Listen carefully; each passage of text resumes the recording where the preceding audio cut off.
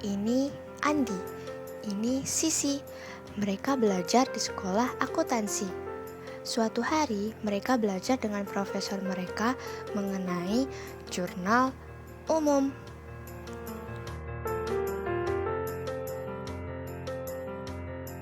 Jurnal umum adalah catatan harian mengenai transaksi keuangan pada periode tertentu. Jurnal memiliki 5 fungsi. Fungsi pertama, fungsi pencatatan. Jurnal menentukan ke akun mana dan dengan jumlah berapa suatu transaksi dicatat. Fungsi kedua, fungsi historis. Jurnal dicatat dengan mendahulukan transaksi yang lebih dulu dilakukan dengan urutan waktu terjadinya. Fungsi ketiga, analisis. Untuk menentukan nama akun, jumlah uang yang dicatat, dan di sisi mana pencatatan dilakukan, bukti transaksi terlebih dahulu dianalisis. Fungsi keempat, fungsi instruksif. Jurnal merupakan suatu perintah atau instruksi. Akun harus sesuai diisi dengan apa yang tercatat pada jurnal.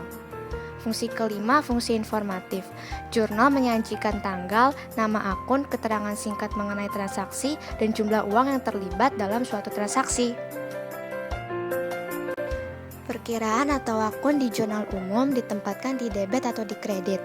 Yang pertama adalah harta. Jika harta bertambah, ditempatkan di debit, dan jika berkurang, ditempatkan di kredit. Yang kedua adalah utang. Jika utang bertambah, ditempatkan di kredit, dan jika berkurang, ditempatkan di debit. Yang ketiga adalah beban. Jika beban bertambah, ditempatkan di debit, dan jika berkurang, ditempatkan di kredit. Yang keempat adalah modal. Jika modal bertambah, ditempatkan di kredit, dan jika berkurang, ditempatkan di debit. Yang kelima adalah pendapatan. Jika pendapatan bertambah, ditempatkan di kredit, dan jika berkurang, ditempatkan di debit.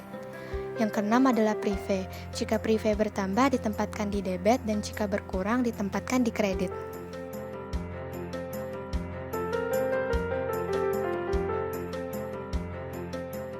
Pertama-tama adalah membuat judul yang meliputi nama perusahaan, jurnal umum, dan periode bulan dan tahunnya. Lalu membuat tabel dengan 5 kolom.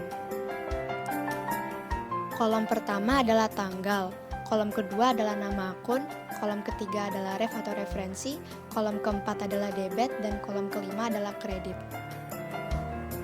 Catatlah tanggal terjadinya transaksi pada kolom tanggal dan tulis akun yang mengalami perubahan pada kolom nama akun. Akun yang di debit ditulis di sebelah kiri, contohnya kas, dan akun yang di kredit ditulis menjorok ke kanan, contohnya adalah modal. Sehingga kedua akun tidak sejajar, ref dikosongkan. Setelah itu, isi kolom debit atau kredit sesuai dengan jumlah uang yang terlibat dalam transaksi.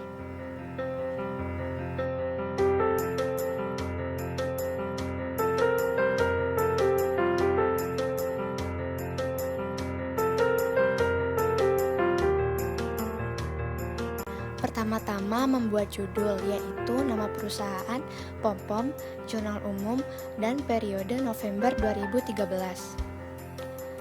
Setelah itu membuat tabel dengan kolom tanggal, nama akun, ref, debit, dan kredit. Setelah membuat tabel, analisa soal-soal di samping. Pada tanggal 1, kas bertambah dan modal bertambah. Kas bertambah di debit sebesar 1 juta dan modal bertambah di kredit sebesar 1 juta. Pada tanggal 9, kas bertambah dan pendapatan bertambah. Kas bertambah di debit sebesar 500.000 dan pendapatan bertambah di kredit sebesar 500.000. Pada tanggal 20, beban gaji bertambah dan kas berkurang. Beban gaji bertambah di debit sebesar 800.000 dan kas berkurang di kredit sebesar 800.000. Pada tanggal 25, peralatan bertambah dan utang bertambah. Peralatan bertambah di debit sebesar 300.000 dan utang bertambah di kredit sebesar 300.000. Setelah itu, hitung total jumlah debit dan kredit. Di sini, jumlah debit dan kredit adalah 2.600.000. Total jumlah debit dan kredit harus selalu sama.